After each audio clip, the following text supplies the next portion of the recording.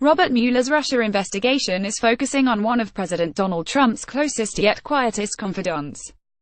The special counsel's lawyers plan to sit down by the end of this month with White House Communications Director Hicks to find out what she might know about possible collusion between the Trump campaign and Moscow. Hicks' denial that top campaign aides spoke with foreign dignitaries is likely to come up during the discussions. It never happened, Hicks told the Associated Press soon the election last November. There was no communication between the campaign and any foreign entity during the campaign. Information that emerged in the past year, however, reveals that wasn't so. Since Trump was elected, it's come out that Donald Trump Jr., Jared Kushner, Jeff Sessions, then a senator, now Attorney General, Paul Manafort, Carter Page and other campaign workers spoke with Russian nationals in some capacity during the Trump's presidential campaign. Hicks has retained Washington lawyer Robert Trout, who declined to comment. A spokesman for Mueller also declined to comment. Since her November 2016 comment appears to now be in dispute, Hicks might find herself in a tight spot when she meets with the special counsel's staff. It puts her easily on the defensive, and once somebody's on the defensive it's easier to get them to say what you want them to say, said Rebecca Roy-Fee, a professor at New York Law School. She's going to be forced into a corner to explain those lies. Hicks, who's worked with the Trumps for 5 years, has been a quiet force with the campaign and White House. But she received wider attention after Donald Trump Jr.'s correspondence with WikiLeaks was revealed. The documents site, which released leaked emails from the Clinton campaign and members of the Democratic National Committee during the campaign, reached out to Trump Jr. In September 2016, Trump Jr. emailed top campaign members, including his brother-in-law, Kushner, about his WikiLeaks contact. The Senate Judiciary Committee this month wrote an angry letter to Kushner, alleging that he withheld those emails, which he reportedly forwarded to Hicks.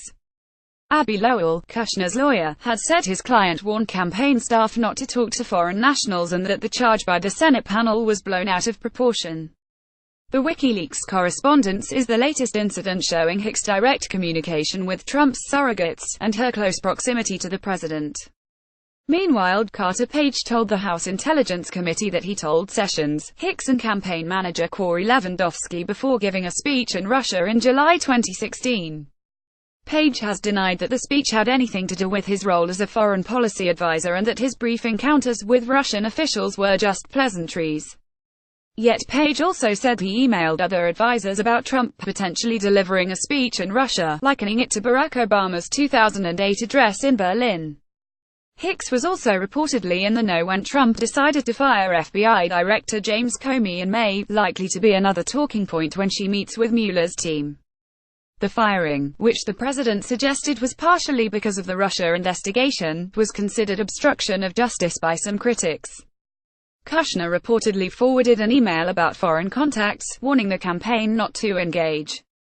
Hicks' muted nature and loyalty to the president have been considered factors to why she's lasted so long. She's often one of the few people in the room when Trump gives an interview. Unlike the president, Hicks is a relative newcomer to politics. She grew up in Greenwich, Conn, and played lacrosse through her 4 years at Southern Methodist University.